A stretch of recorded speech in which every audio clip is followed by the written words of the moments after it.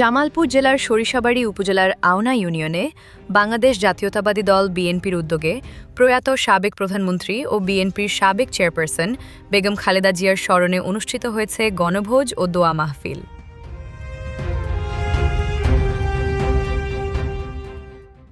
২০২৫ সালে ৩০ ডিসেম্বর ইন্তেকাল করা এই প্রবীণ রাষ্ট্রনায়কের রুহের মাগফিরাত কামনায় আয়োজিত কর্মসূচিতে দল মত নির্বিশেষে আওনা ইউনিয়নের বিভিন্ন স্তরের নেতৃবৃন্দ, সামাজিক ব্যক্তিত্ব এবং বিপুল সংখ্যক সাধারণ মানুষ অংশগ্রহণ করেন।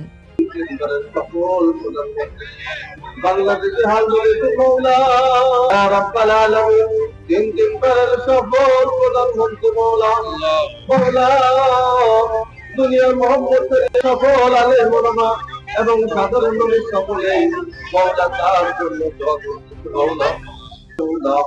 সকাল থেকেই অনুষ্ঠানস্থলে মানুষের উপস্থিতি বাড়তে থাকে। নারী পুরুষ, তরুণ বৃদ্ধসহ নানা শ্রেণী পেশার মানুষ একত্রিত হয়ে প্রয়াত নেত্রীর আত্মার শান্তি কামনায় দোয়ায় শরিক হন। পুরো এলাকা জুড়ে ছিল নীরবতা ও শোকের আবহ।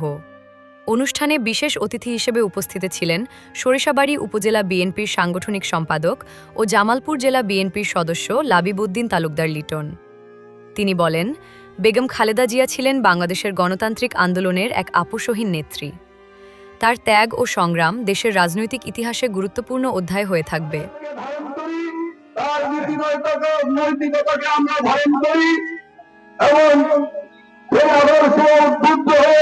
আমাদের প্রিয় নেতা জামালপুরের ৪০ সরিষাবাড়ী আসনের ধারের শীষের প্রার্থী জনাব ফরিদুল কবির তালুকদার খান সাহেবের নেতৃত্বে আমরা এই সরিষাবাড়ী থেকে মাদক মুক্ত সমাজ, সন্ত্রাস মুক্ত সমাজ, দুর্নীতি মুক্ত সমাজ গড়ে তুলি এবং এই সরিষাবাড়ীবাসীকে আমরা একটা পরিবর্তনমূলক, একটা ইনসাফ ভিত্তিক, ন্যায় ভিত্তিক সমাজ উপহার দেই।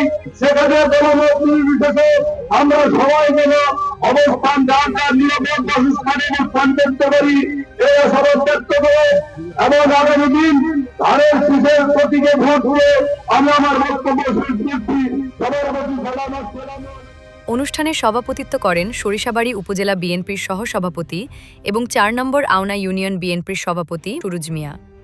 তিনি বলেন, বেগম খালেদা জিয়া শুধু বিএনপির নেত্রী ছিলেন না, তিনি ছিলেন এদেশের একজন সাহসী নারী রাষ্ট্রনায়ক।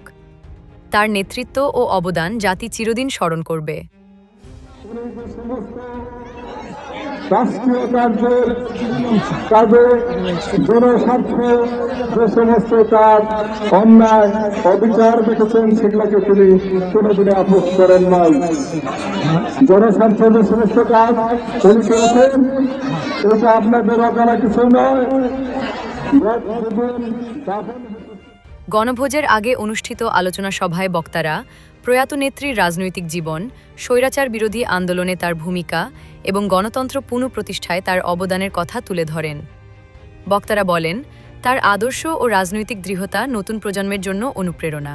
দেশনেত্রীর একজন সেবক হিসাবে আমরা যেন সরিষাবাড়ীতে তাকে প্রতিষ্ঠিত করতে পারি এবং তারেক রহমানের একজন সৈনিক হিসাবে এবং তারেক রহমানের আদর্শের একজন সৈনিক হিসাবে উনি যেন আপনাদের সরিষাবাড়ীর সকলের তথা আওনা ইউনিয়নবাসীর আমাদের নেত্রী মহিমা খালেদা জিয়ার